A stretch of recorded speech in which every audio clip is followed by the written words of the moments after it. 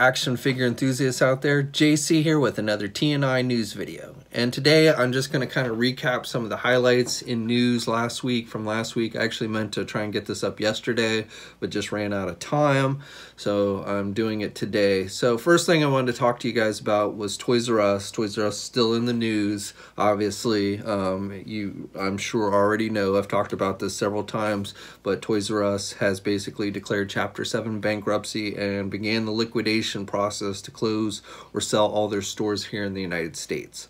So the actual liquidation, going out of business sales, started this past weekend on Friday. Now originally it was supposed to start on Thursday, but there was a delay, and it didn't stop people from actually going in on Thursday. If you saw my toy hunting video last week, I went in on Thursday before I realized that the sales had been delayed. I didn't buy anything, but the stores were still actually pretty crowded, and you know, people were buying up stuff even though it was basically full price. But then I went back on Sunday to my local store, and the shelves had been pretty much cleaned out. There was still a few scraps here and there, but pretty much anything good was already gone. Now, the initial discounts, unfortunately, was only 10% on action figures and stuff, and then on Legos, only 5%. There was still quite a bit of Lego stuff. That stuff didn't seem to be moving with the 5% discount, but at least at my store. But I would say at this point, if you haven't been into your local Toys R Us, you're probably not going to find a whole lot, and would probably be better to wait a couple weeks until the discounts get even deeper if you just are looking to pick up stuff on the real cheap side. You know, anything that doesn't sell. These discount liquidation sales are supposed to last for about 2 months until June, and so you know, anything that doesn't sell initially, I'm sure they will mark down further. Now, we're still waiting to hear what's going to happen as far as the Canadian division and those 200 stores here in the United States, if those will be saved or not. As it is, I believe that there are a number of interested parties in trying to pick that up, and I believe, if I remember correctly, they have something like March 29th to submit a bid. Now, the initial I talked about this previously, about how MGA Entertainment had put together a group of investors to try and make a bid for this, and as it turns out, you know, this is actually led by the MGA CEO, who is a billionaire basically, and was originally and still putting up, I believe, about 200 million of his own money to try and this effort to save the Toys R Us stores. But to go along with that, he's actually started a GoFundMe account, and he's basically, I mean, basically anyone can donate, but I think what he's trying to do is get other millionaires and billionaires to chip in and try and save Toys R Us, which honestly I don't think it's going to work.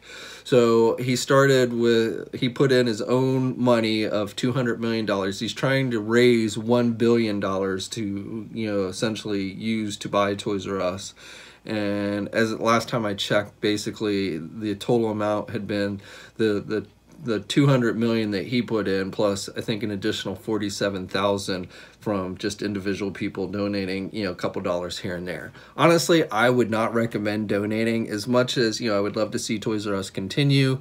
You know, I think, you know, if you have to resort to GoFundMe, it's just it's, you know, not a smart business investment in my opinion. Again, that's just my opinion, but you know, if you want to donate, there you go. And I think there's an option where if you donate a certain amount of money and it, you know, they end up successfully saving Toys R Us and the 200 stores, then you can have one of the stores actually named after you. Again, and that's, I think, if you're somebody, a billionaire who's going to donate, you know, something like $1 million or something like that, which probably, again, I'm not putting a lot of stock in that being terribly successful. But as it is, I've heard that there are other parties interested in buying the Canadian division as well, so we'll probably have to wait a couple weeks until we find out what's actually going to happen with that. Other news. So other news that has arisen, and I forget if I talked about this before or not, but KB Toys is looking to make some type of comeback. Now, just to be clear, this isn't like the original KB Toy stores per se. A company bought the name from Toys R Us last year, because Toys R Us actually bought the name shortly after the original KB stores, went under. And so this company bought, off the top of my head, I forget the name of the company, but they bought the name a year ago. And so they had already started some plans to try and bring KB back, but with everything happening with Toys R Us, they've tried essentially accelerate those plans. So this, as it stands right now, is what they're looking to do is to launch up to 1,000 pop-up stores. So these are going to be like little satellite stores that pop up just in malls and things like that. And so what they're looking to do is launch about 1,000 of them by Black Friday of this year. So essentially for the holiday season 2018, they want to have these pop-ups or satellite stores opened up, about 1,000 of them, and then depending on how well they do, they'll try and keep a certain number of them open beyond that. If they perform financially well, then the idea is to try and keep some of them up, and running beyond that. Whether it's successful or not, again, I have my doubts, because you're not really addressing what brought these original toy companies down to begin with. People, are you going to really be able to have enough of a selection at a decent enough price with these? Those are things that I just kind of have my doubts about. So, I think the hope is that a lot of these toy manufacturers will be desperate enough to have a place to sell their product that, they will probably cut them a deal or something. I'm guessing, but again, I'm not holding my breath that this is going to be terribly successful, but we'll just have to wait and see. But just to be clear, again, this isn't really this is just KB Toys in name only. This is, this company bought the name and now they're trying to basically build off the old name of KB Toys since it's, such a well-known name. But it's not the actual original KB Toys. Don't, expect it to be like that. It's going to be, I'm sure, very different. Okay, now while we're on the subject of Toys R Us, let's talk about Toys R Us exclusive. So we do have an update on that front, at least with the Marvel Legend ones, a couple of the Marvel Legend ones, I should say. So the Vision and Scarlet Witch 2-pack, which did see a brief release at Toys R Us, and then also the Stinger and Ant-Man 2-pack. Both of those are going to be released online through online e-tailers. So this weekend, places started taking pre-orders, places like Big Bad Toy Store and stuff, which I think has already sold out, started taking pre-orders of the Vision and Scarlet Witch 2-pack. And then the other 2-pack, the Ant-Man and Stinger one, will be going up for pre-order soon, within the next couple of weeks. So, keep an eye out for that. But both of those are now going to be essentially released to online e-tailers and comic and specialty shops. I can't say 100% that larger big box retailers won't carry it. I haven't heard anything specific that says they don't or won't. But as I understand it, definitely, e-tailers and comic and specialty shops will be carrying these two sets. Now, for the remaining Marvel Legend exclusives and even other brands like Transformers and Star Wars and stuff, I've not heard anything. I do, strongly suspect that we will see those in some shape or form. But, with the Marvel Legends, we've got the Infinity War 3-pack with Thor, Groot, and Rocket Raccoon. And then we have the MCU set with the 3-pack with the Pepper Potts, the Mandarin, and the Hot Rod Iron Man figure. And then there's also the Sentinel. Now and this is just my speculation, but I could actually see that maybe that Sentinel set gets dropped because, essentially it was just a repaint. I don't even know how much of a repaint it is. It, may just be pretty much a straight reissue with a modified Old Man Logan figure. That Sentinel from the MU Marvel Universe line, reissued with a modified Old Man Logan set, which probably was going to be a little bit on the expensive side. So, retailers might be a little shy in picking that one up. I don't know. If any of them were going to fall through the cracks and not get released, that would probably be the one I could see not ending up being released. But again, I don't know that for sure. That's just my speculation. But definitely I feel pretty strongly with the others being released. And again, we'll just have to wait and see. Hopefully we'll get an announcement on that stuff soon. In other Marvel figure news, I wanted to tell you about a new upcoming Mezco 112 Collective Stealth Iron Man figure. This is a variant of the regular Iron Man figure that they're doing. And this is going to be a previews exclusive, which means it's going to be carried at comic and specialty shops. You should start seeing pre-orders go up pretty soon for it. And this again is a modified stealth in that kind of dark blue coloring for the stealth look for their Iron Man figure.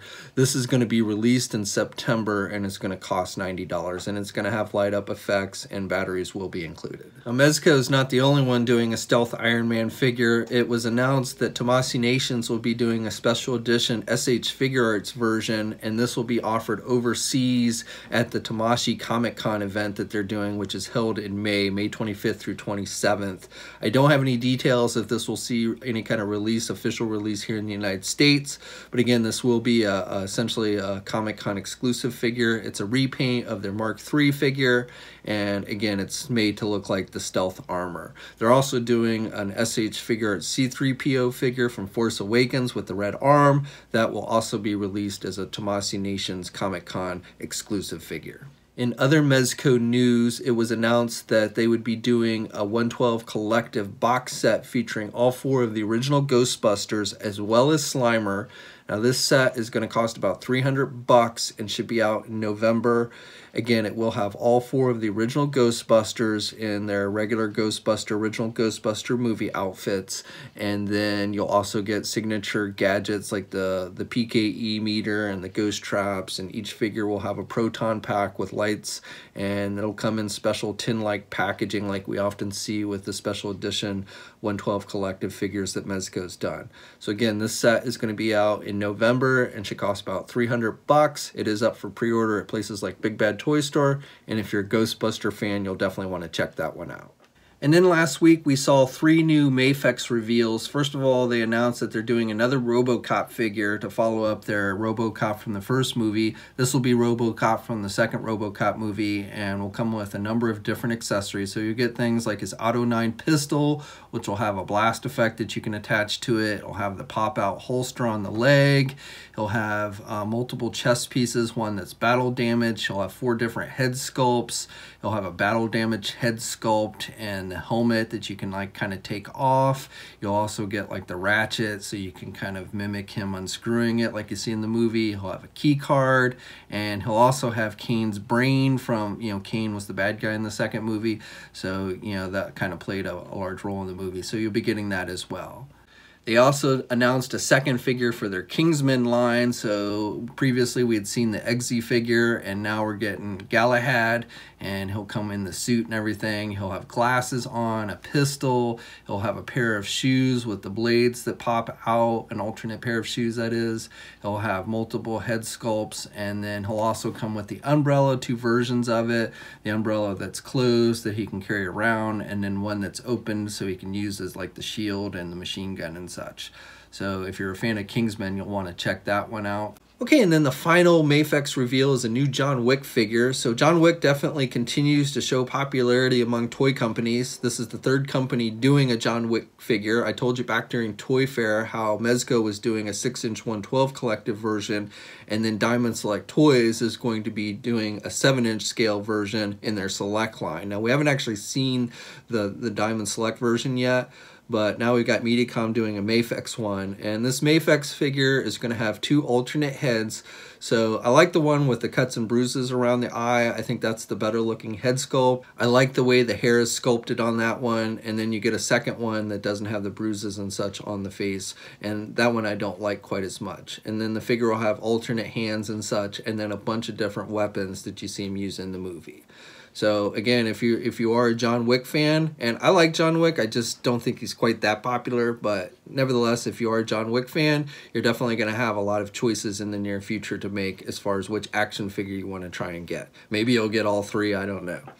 Anyway, so that's it for today's news video. I'd love to hear your thoughts in the comment section below. I do have a review also coming up later today. I'm going to be reviewing one of the new Solo, a Star Wars story products, so stay tuned for that. And again, I'd love to hear your thoughts in the comment section below. Also, please like the video if you're so inclined. And if you haven't already, please hit that subscribe button down below. I'd really appreciate it. You can also follow me on my Facebook, Twitter, Instagram, and Twitch accounts. I have links to those in the video description as well. And until next time, guys, I will catch you later.